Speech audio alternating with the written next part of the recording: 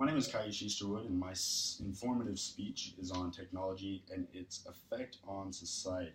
We live in a world where our main form of communication is no longer face to face. It is the norm to text somebody, call somebody. We all have phones in our pockets that are all attached to our hips 24/7.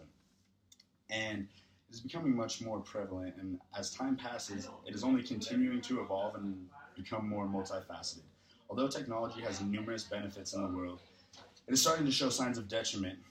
And if you haven't noticed, it's consuming our attention and even affecting the way that we interact. So it's continually evolving. In the last 100 years, we didn't even have a television, and now we have computers the size of your palm and even smaller, and many other things that seemed unimaginable at first. Technology's point is to make life easier for all of us, to make us, much more efficient with our time and our actions and just the way that we live our daily lives.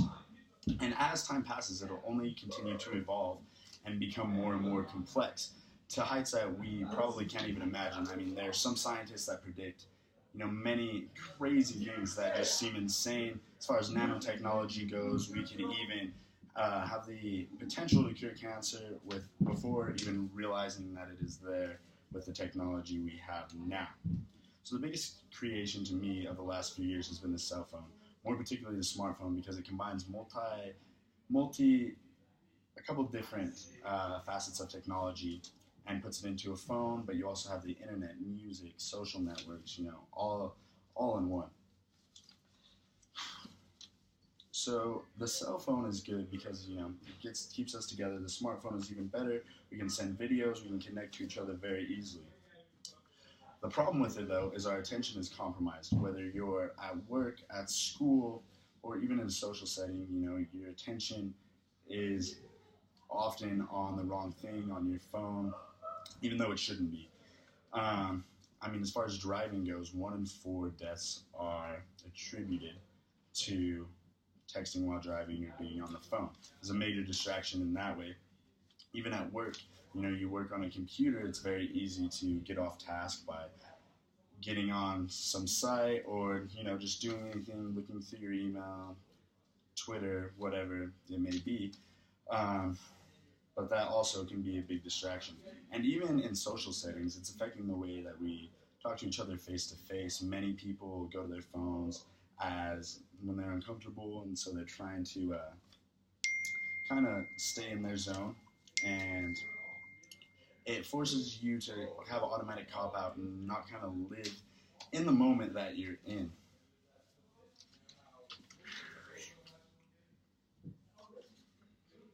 So our attention is not the only thing that is at risk.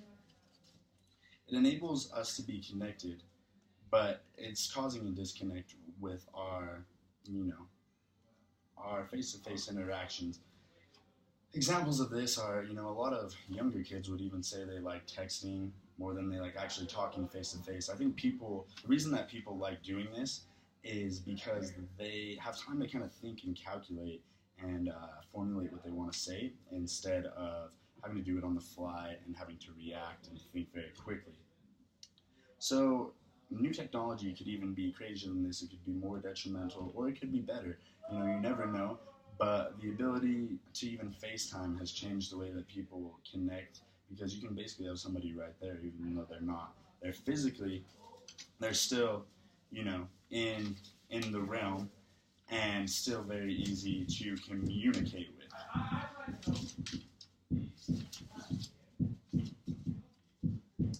Even though most of us do not realize it, or even take the time to stop and think about how influential technology has become, it has become a very vital part of our society, and it's not going anywhere.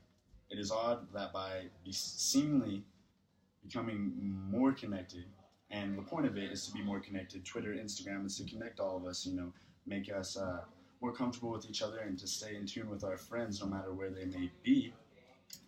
It has started to cause a disconnect, and we're starting to rely on it too much, and the statistics prove it. We're seeing that younger kids have a hard time getting off their phone.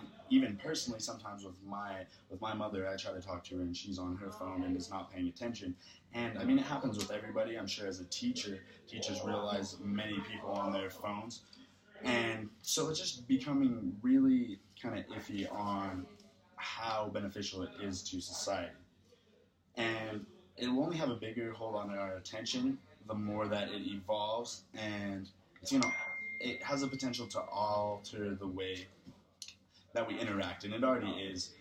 Scientists have done studies seeing it in young kids that they interact better, and they not are just not very good with face-to-face reactions, but are better with the technological advancements, and even just don't even want to go outside and have fun with each other. They want to stay inside and play their Xbox.